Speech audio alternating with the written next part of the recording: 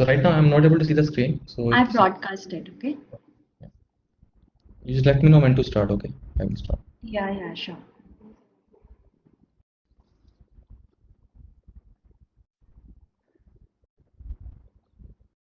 It's already 12.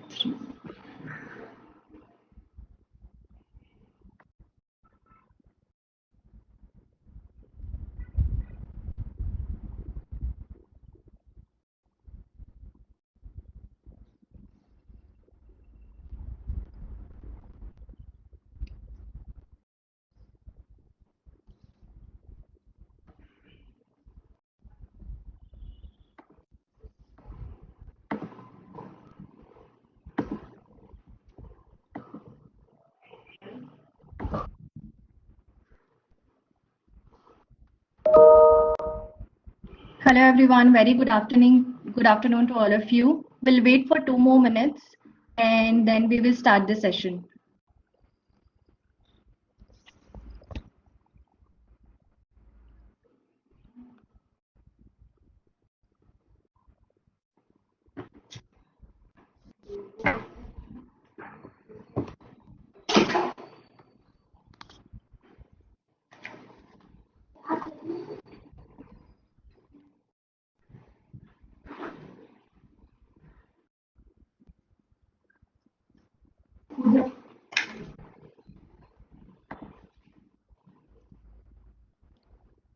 So we'll start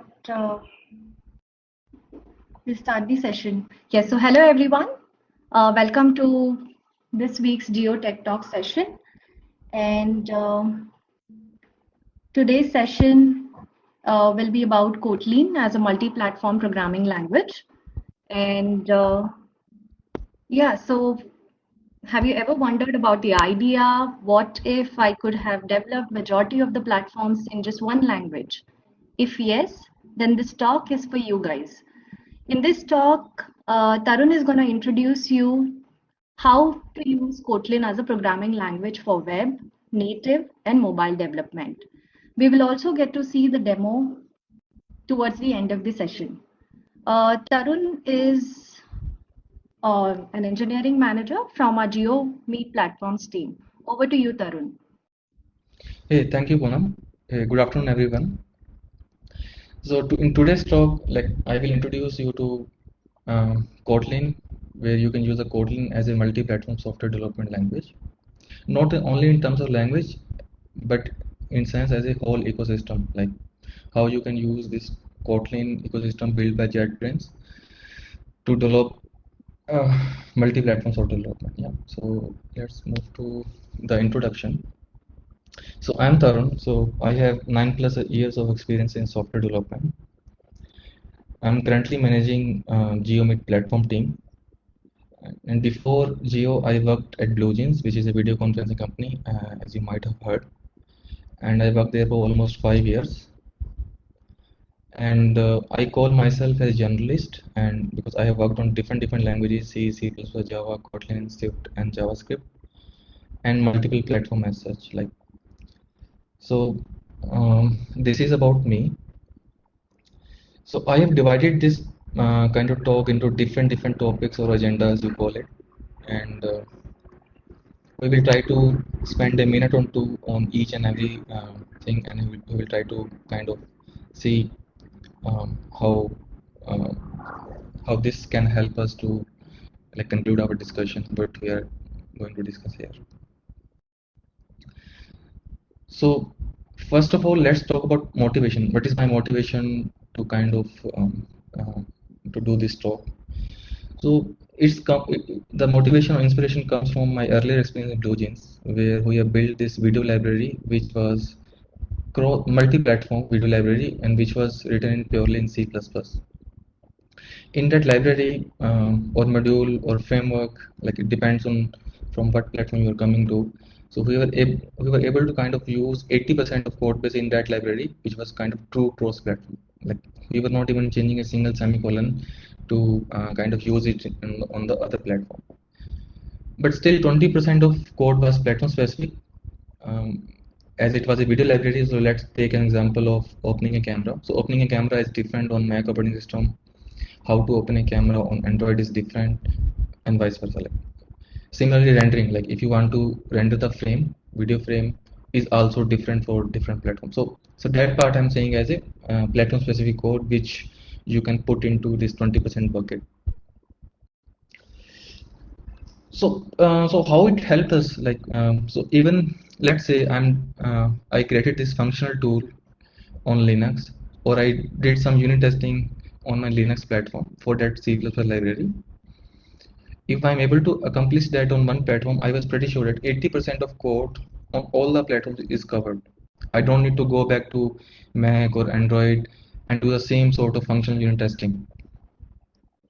So, so doing something on one platform gives me the flexibility to be confident enough that okay, this code should be working fine because I tested it on one platform. And I'm talking about this BlueJeans library. So we were doing lots of video improvements, like in whether in the compression or in the packetization area. So once we start working on that kind of feature, we are pretty sure if I am able to improve this on the my development machine, whether it's Mac or Windows, I was pretty sure once I ship it and I build it for video platform, the same improvement kind of goes into all the platforms, be it Mac, Windows, or Linux-based desktops such as Red Hat Ubuntu or Android. Yes, because the same library was getting pushed into different kind of platforms. So this is it for this talk. So before moving further, like before we go into deep into how Kotlin can help us to achieve the same kind of objective which we did in C++, first let's talk about just brush up talk about high level to low language transfer. Like in our college days, school days, so it was pretty common. Okay, what is an interpreted language or what is a compiled language? So there are probably two ways to convert a high level language to a machine language. Or low language are like machine language or basically assembly language. In early 60s or 70s, it was assembly which was kind of considered as a high level language, and then we moved to C, and then to C++, and Fortran came, then COBOL came. Then these modern languages start coming up like Python, JavaScript, Java, or Kotlin, Ruby. So all these are right now considered as very high level language. If you in today's world, if you say most people consider C++ as a kind of low level language also. Like they think okay, if it is C++ is pretty low level, but it's not actually. If you see, the C++ standard has come a long way through, like C 11, 14, 17, or right now C 21 standard is going on. So but still people feel C++ is a kind of pretty low level language. Okay. So in this slide I want to just kind of highlight the interpreted versus compiled languages. So JavaScript or Java or Python are basically interpreted language. Java means after compilation of bytecode is interpreted, but to convert Java source code to a bytecode, you need a Java compiler. So it's a mix of both interpreted and compiled languages in that sense. Okay. So in early 90s, like around 1994, 1995, people started thinking on this line. Okay, why I cannot write this code once and run it everywhere? Okay, so let's revisit this concept. Okay, and these days you see this concept in different variations. Like one is Java JVM based languages like Scala, Java itself, and then the Kotlin. They try to follow this paradigm using JVM as a base, Java Virtual Machine as a base. Then JavaScript try to like kind of use the follow the same paradigm, which is solely driven by standardization of web and availability of major web browsers across platform. Then you have this paradigm which I already talked about, like we were able to successfully build a library which was kind of cross-platform. But let's call that approach as C++ or Golang based approach. Yeah. So okay. So let's move. Basically, just a heads up. So Kotlin kind of combines all these three kind of paradigm into one paradigm. Let's see how it does. Okay. So in a JVM based approach, I might have repeated earlier. So basically you have this Java source file, which you convert into .class files, which are basically bytecode. So this is the compilation step. Once you compile the Java source file into bytecode, then Java virtual machine, which is basically kind of available on almost all platform, be it Raspberry Pi, or be it Mac, be it Linux, be it Android, be it iOS. You will see that you have Java virtual machine. You can run Java virtual machine on that platform. And once you have Java virtual machine on that platform, the bytecode can be generated on any platform, and you can just use that bytecode in form of executable jar or AAR and start executing it, because you have the Java JVM which understands that bytecode. So this is kind of a JVM based approach where you are trying to kind of reach that paradigm of write once and run everywhere kind of um, sort of thing. So this is one approach. Other is JavaScript based process or approach, where you again have a source code written in JavaScript. Then you have this JavaScript engine running in almost all the browsers, and that JavaScript engine can understand the JavaScript and interprets that into a low-level machine learning language on which that browser is running. So here browser, you have to download that browser for different platforms. You have different binaries, but that JavaScript using that browser still qualifies that paradigm of write once and run everywhere kind of paradigm. So let's move forward. So let's talk about this C++ based approach. So here also you have this C++ source files consisting of like classes and function, obviously, and you convert the C++ source file into an object code. So object code is basically a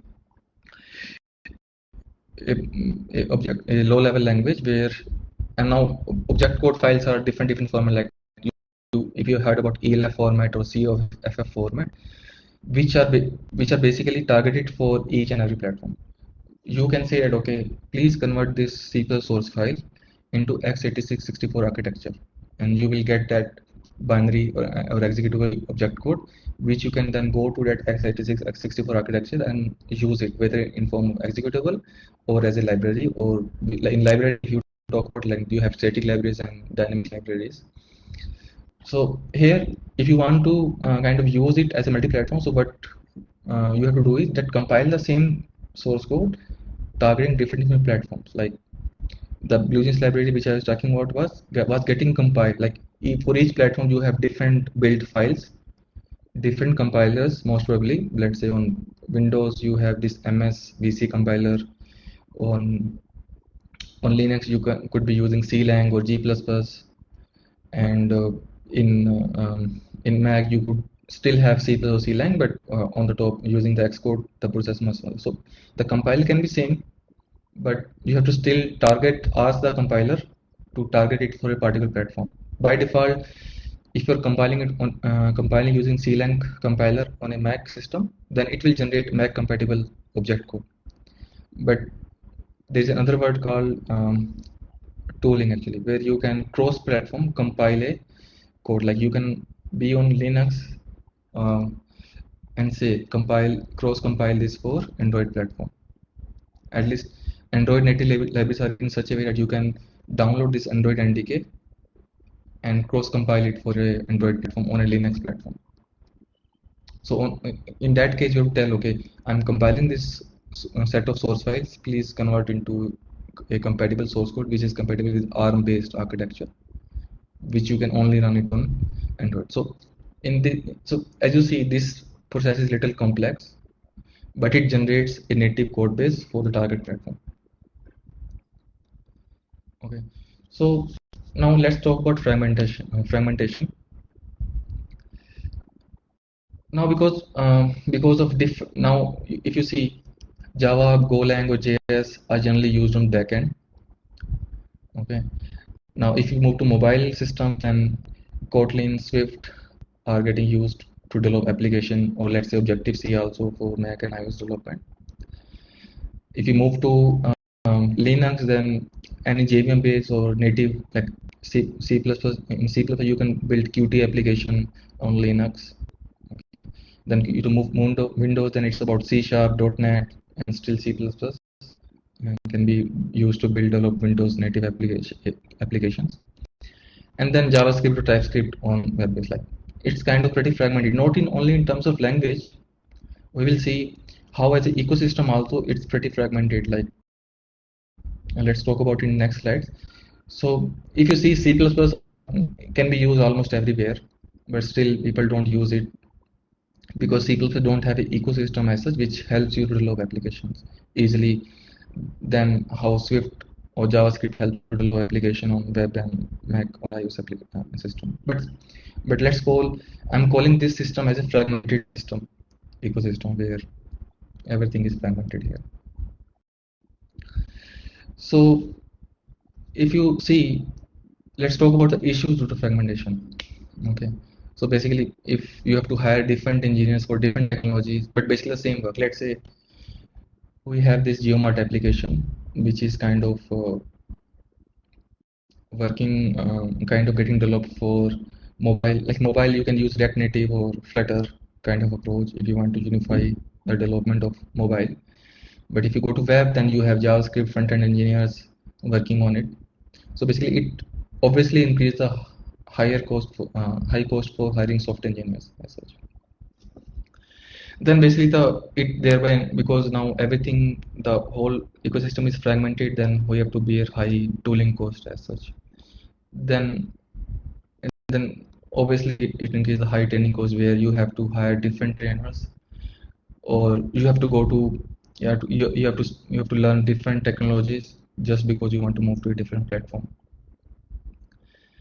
And it's difficult for engineers to contribute. Even though I want to contribute to backend code, I want to contribute to web-based code, there are certain limitations. I can use my software engineering principle, but still I need to have understanding of tools and the whole ecosystem to start contributing more effectively. So these are the basic issues I think are there because of the fragmentation. So let's talk about how Kotlin can help reduce this fragmentation. So Android is anyway Kotlin. So I think if people start adopting Kotlin more and more, I think Android developer will be more happier because they already have an understanding of Kotlin as such. And so let's not talk about Android here. So let's talk about these 3 points. Let's say in a GeoMart or GeoMart application, the bulk business logic is about communicating to our backends, doing some sort of dependency injection, and communicating with database to store data locally for certain purposes like sign in, sign out, or using some sort of caching. So, but think if you have this Kotlin library where you have kind of pushed all your business logic in that Kotlin library or Kotlin, let's call it as a Kotlin project, which using which you can generate JVM based bytecode or a native code or JavaScript code. I will come back to that to give some more clarity. But let's say you can use the same Kotlin library for different platforms. Then how it will help you is if you are expert in this Ktor client library, help you in this backend communication, then you basically can develop the same business logic for all the platform, and you can anytime go to that platform, that repo, and develop the same set of features which anyone can use, not only which you are developing for Android. Then for dependency injection, the dependency injection, if you have used dependency injection, then you will understand how hard is to kind of grasp one framework. Let's say you are Android. I think Android people will recognize Hilt or Dagger, where you have to use this framework to help you with the dependency injection. If you're on iOS, then you have different framework, different tools, but you're essentially doing the same work. Or the communication with database, like if you see Kotlin ecosystem, you will find Kotlin libraries for NoSQL communication or for SQL communication. You have the DSL, DAO approach. So basically, what I'm saying is that all the business logic for different platform can be combined into one library, and basically the reuse is much. Basically, this is saying you don't need to reinvent the wheel again and again for each platform. So I think this can help. Now moving back to backend development, you can use Kotlin, whether it's Spring or Ktor, and still you can use this Ktor server library or database injection and same database libraries in the backend also. Same for iOS development. We will talk about Kotlin multi-platform for mobile, how it's possible to use Kotlin for iOS development. Then same for Linux development, how you can use Kotlin native based approach or JVM approach. Then same for Windows, same for web. And then I'm talking about ecosystem because if you don't have ecosystem, then you will not be inclined to use that programming language or framework. So JetBrains is heavily investing in building ecosystem which can help you kind of transition from your old way to this new way. So instead of just saying Kotlin is a multi-platform programming language, I want to say it's a multi-platform software development package which you can use. Like you will have everything which you can use to do to make your software development faster. So before moving forward, so let's talk about compiler. This two compiler terminologies, front end and back end. So if you remember in our college days, when we learned about compilers, so there were different stages in a compilation process. So don't need to think about those process right now. Just focus on two things: front end and back end. So compile front end, what basically does is generates and it parses the whole tree and generates an intermediate representation along with symbol tables that I'm calling as IR.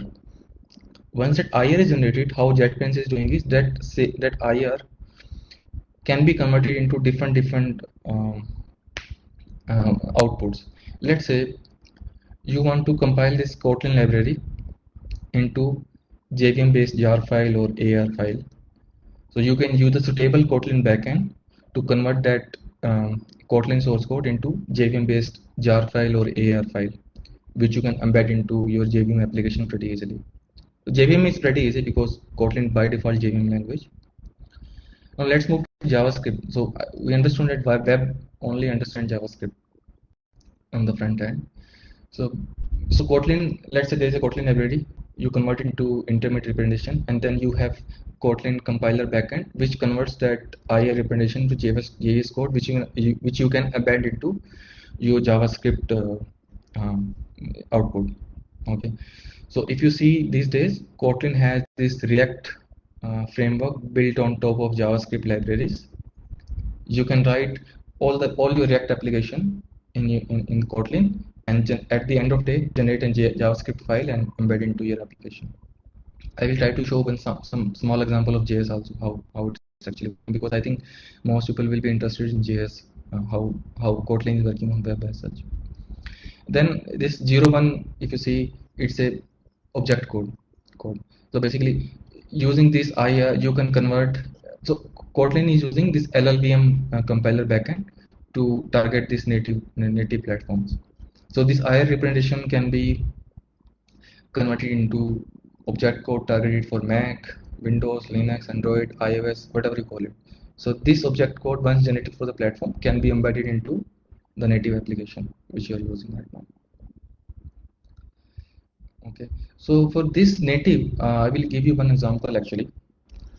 So if you have developed this Android C++ library, like if you understand Android ecosystem, you can use this C++ libraries inside your Kotlin or Java based application. So you get this shared object SO file or .a file, which you can embed into your application, and you can directly call this C or C++ interfaces via this Java native interface.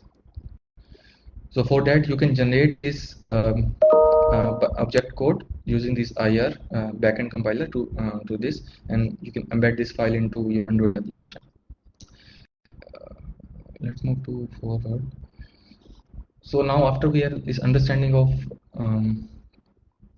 let me see if there are any questions. Okay. So basically, let's talk about how Kotlin multi-platform can help for mobile. Like on mobile, like people are using this React-based framework or Flutter-based framework where you can truly write code once and generate the application for almost both platforms, like iOS and Android both. But this approach is different. If you see, Apple and Google are investing huge money for R&D development. They are building cool tools for to ease out your application development on those mobile. But if you switch to this React Native and Flutter development, then basically you somehow miss those technologies and the advances they are doing right now in the uh, for easing development process. So how Kotlin multi-platform is different is you have this module written in Kotlin. Now using this Kotlin native backend, you can convert that file, convert that source code into iOS specific framework, which you can directly code from Swift code base. And using this Kotlin JVM backend, you can convert that Kotlin module into jar file, which you can embed into your Android application. So basically, it's a simple module. Like if you have used other modules, this is the same module. Like you can just call this module from your application code base. On native side, you have this view controllers, and on Android also you have this UI. But all your business logic, iOS, this can be moved to this Kotlin module, iModule. So this is the Kotlin multi-platform approach where you can still use, if you want to use this app, Apple advances or Google advances on the app side, but still you want to move that 80% of business logic, because what I feel is majority of the source code or the logic is all about business interactive in our backend and sorting out the business flows. So if somehow you can move that module into so move into this my module, you can encapsulate all that logic.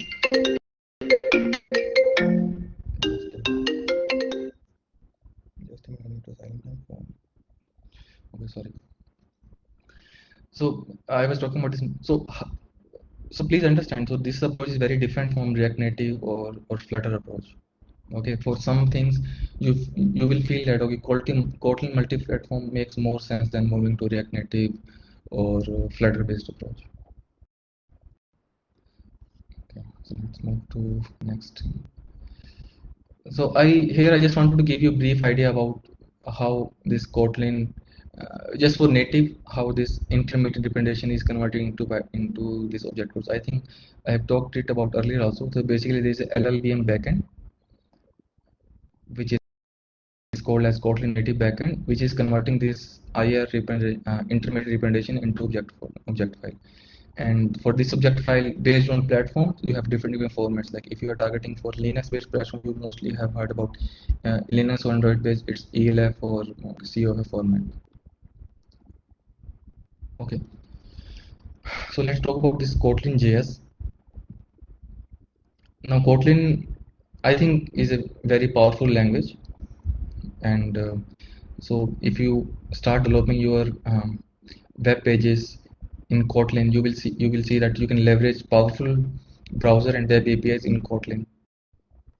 So basically, the business logic which you might have written for Android, you can straight away use it in your web page. You don't need to rewrite that whole business logic for your website.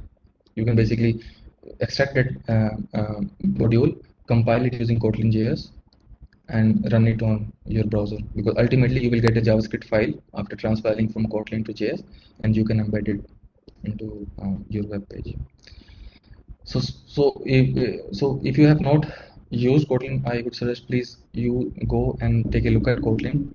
It's a very beautiful language, and lots of code has been abstracted from user. Like you don't need to write getters and setters, which you generally do in Java, you replace them with a keyword. So lots of operation are kind of combined and given by default by the programming language. So if you use Kotlin on full web page, you will get the full type safe application. Then Power, as I said earlier, Kotlin is a very modern and mature language with advanced tooling available. So if you heard about JetBrains, so JetBrains is best in market. Like it's like Apple. There is no match for the tooling which JetBrains provide in terms of debugging, performance analysis. If you have worked on Android Studio, you might have seen how powerful IntelliJ JetBrains IDE can be. So if you use Kotlin, you get all that goodies which JetBrains gives you. Then again, like share code between which I told you, like you can use the same business logic which you have written for Android or Java based application into your JavaScript module. Okay, so presentation is kind of done. I wanted to show you a small demo. So uh, so this is a small project I just built for this talk. So this is a Gradle file. Now this code has both backend and front-end code. If you see the source sets, no need to like kind of go into these details. I'm just pointing you, okay, this JVM based dependency are mentioned here, and JS based dependency are mentioned here. And if you have a dependency which is kind of common for both JVM and JS, you can put it here. Okay. So there are lots of multi-platform libraries available in Kotlin, which you don't need to kind of mention separately for Kotlin and JS. So all this common dependency can be put here. If you go to source file, so this is where your JavaScript code is present here. So if you see the JavaScript main dependency, you have this React. You see this React DOM and React libraries. So basically, you can write this React application in Kotlin. I will show you how. Let me run it. First, I think.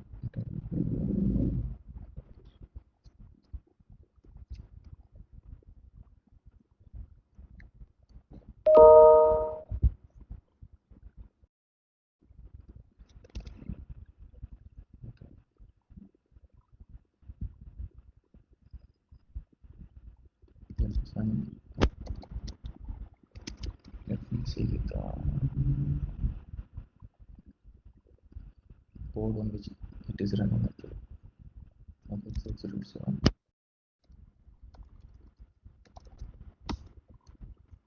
So, so this is basically React application, and it is a simple application. But whatever you type in this edit box, it will kind of update this text view.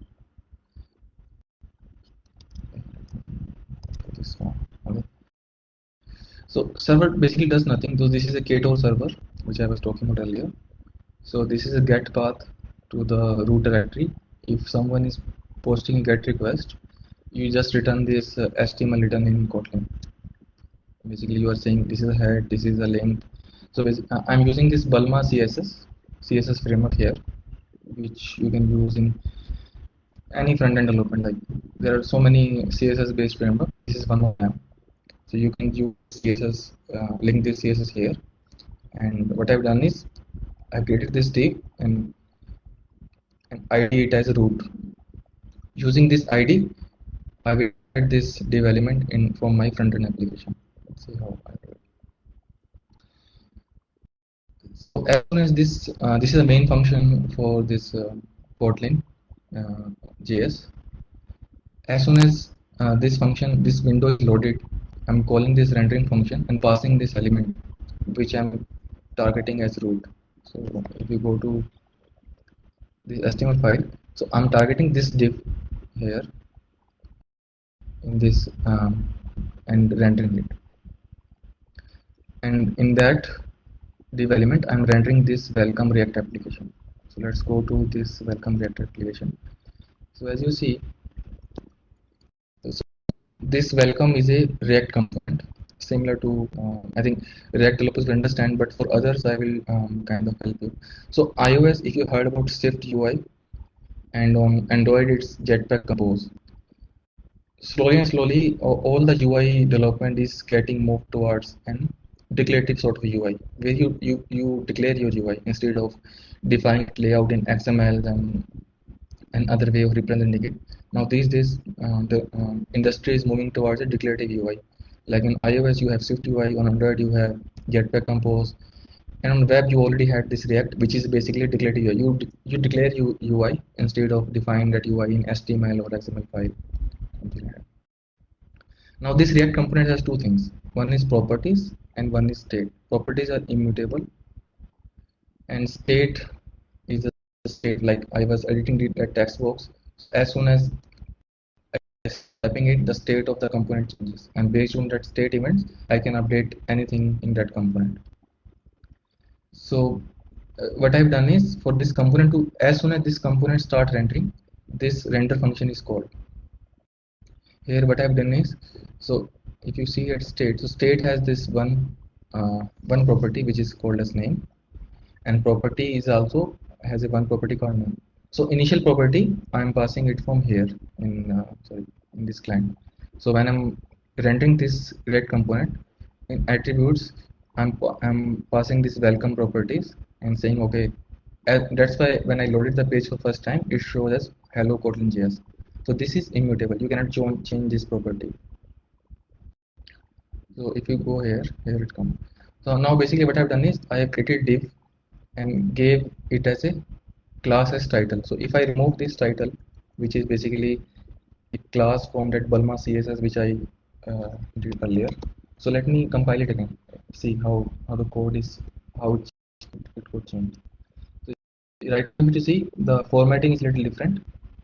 Let me recompile it. You will see after removing class what's happening. Yeah, meanwhile it compiles. So basically there's a div element and all this stuff. Yeah, it's compiled. So if I refresh it again, now we'll see that formatting has gone. So no need to kind of understand it as such, but I think web developers will see that okay, because I removed that class. I was removing that class from that CSS framework. That's why the formatting got changed. I will just undo it. So, yeah, like in any application development, be it mobile, be it, you need to have this kind of vertical or horizontal layouts. So I'm using Bulma CSS to create columns. So anything under this comes as part of columns, and I have created this one column only, which is taking one third of the space of one third of the space here. If it was not one third, then this text box would have kind of encompassed this whole web page. Because I have restricted to one third, so it's just here, it's ending here. Then these are basically HTML file. I'm writing this HTML using Kotlin DSL. So this is basic. If you have little bit of understanding of HTML, so this is nothing but a HTML code which I'm writing in Kotlin. Okay. So then this is an input file, and I'm saying it's a type of text. Current value is state.name. Okay, and state I'm initializing as a whatever I got from properties. So whatever properties are there. So this input value changes as soon as state changes. So on change function, what I'm doing is setting the state. And this state function is called I fetch this text box value and set the state as this. And you are seeing this state I'm already setting as a value. So as soon as state changes, all the elements which depends on that state get re-render. So this is how it does. Let me show you one more thing. So in server, so ultimately once you compile this code, that the Kotlin code converts into JavaScript code base. If you see, I'm attaching a script here which has a js.js. So let me show you one more thing. Refreshing components.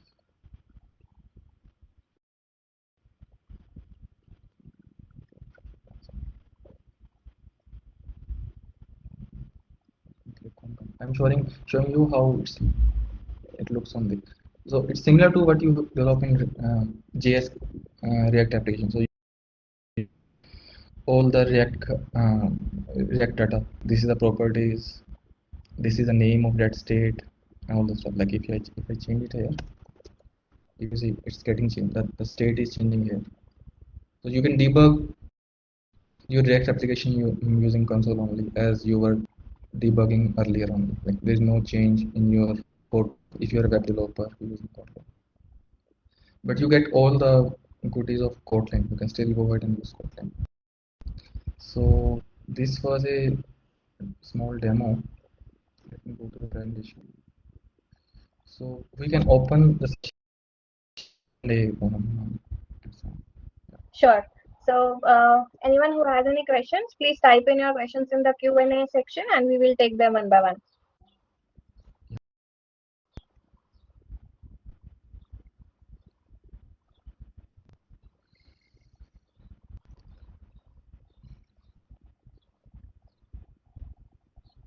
We have one question here. Yeah. So the question is, let me read it first. First Kotlin.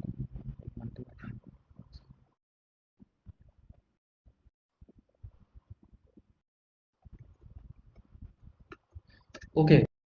So the question is about size only. Like I think Ritvik is concerned about size. Like Flutter React Native increases the APK size drastically. Okay. So Ritvik, to answer your question, so to answer this is both yes and no, but it's not that large size gets included in like Flutter React Native. It's basically if you go to this native Android development, you will see that you can write a Java file or Kotlin file, and that will definitely increase the size of that, but only that much only how much you have written in that Kotlin file or Java file. Same for this Kotlin multi-platform module also. Like there is no penalty of size. Like but whatever general size should increase will increase because you have some sort of code and some sort of libraries to make that piece of code work. But there is no extra penalty, I think, which Flutter and React Native, because they have to do lots of things behind it. So there is no extra overhead. But if you're adding 20 or 30 Kotlin classes, then whatever general size is there, it will increase. Like so, I hope I answered your question here.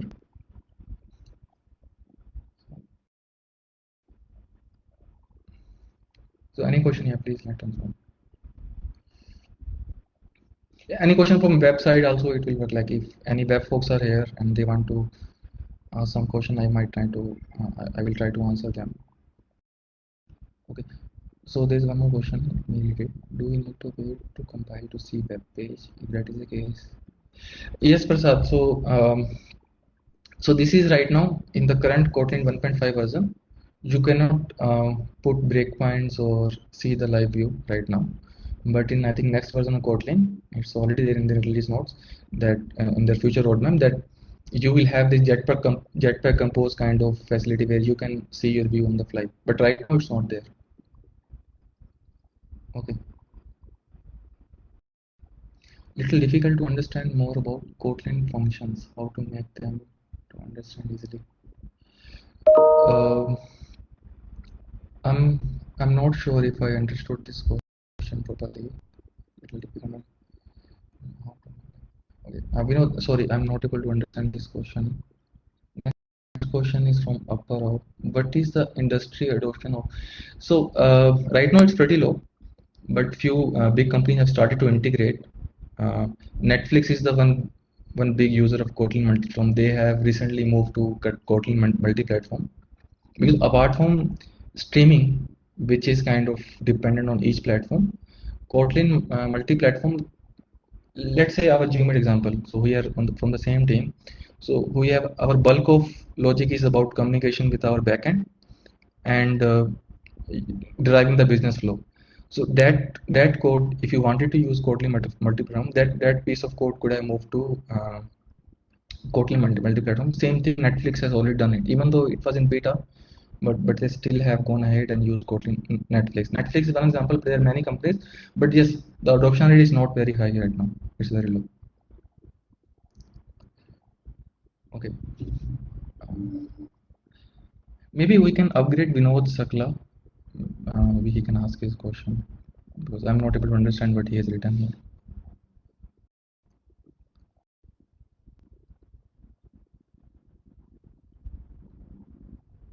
Okay. Any? So I don't see any question from actually web guys actually. So did so if you have any question from web, I think because I thought web people will be mostly interested in it, so I gave this web demo also. So if you have any question, please tell me. I will try to answer it.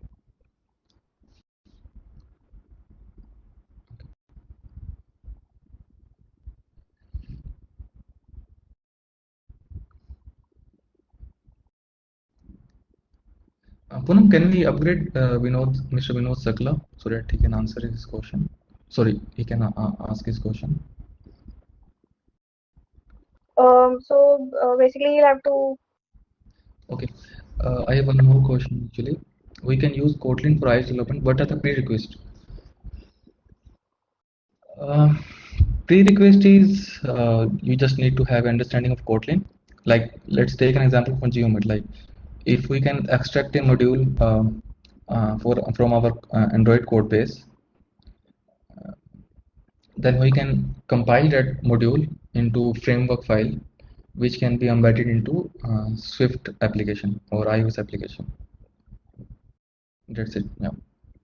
So basically, you don't need to write all the wrappers and everything. Once it is converted to framework, you can actually use it.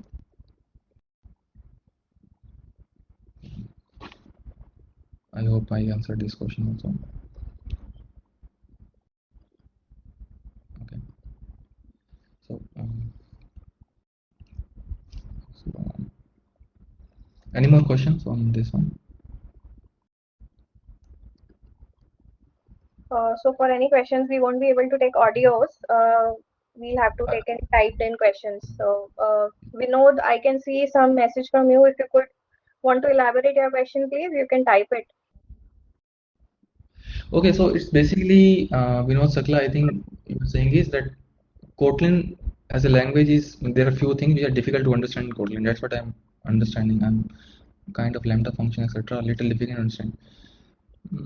I think it's easier on Kotlin because you have all the type information with you. I find JS a little difficult to understand. Like you can write it, but if you're coming back, if someone is reading that code base written in JS, it's kind of difficult to see how things are working. But in Kotlin, I think it should be easier, not difficult as such. I hope we know I answered your question, but we can still meet offline if you have still more question.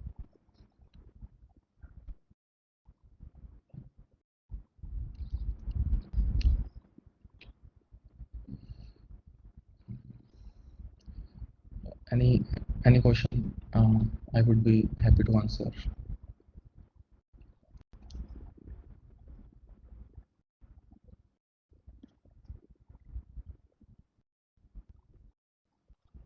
Okay.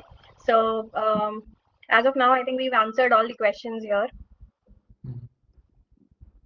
Okay, we've got one more. Okay, let me check. So in Java means I understand it could be difficult, but Kotlin, I think it's a very good language. Like whatever complexity there in Java, I think Kotlin has tried to capitalize on Java shortcomings, and they have made this beautiful language. So I think if you're comparing with Java, definitely it will be much easier in Kotlin. Yeah.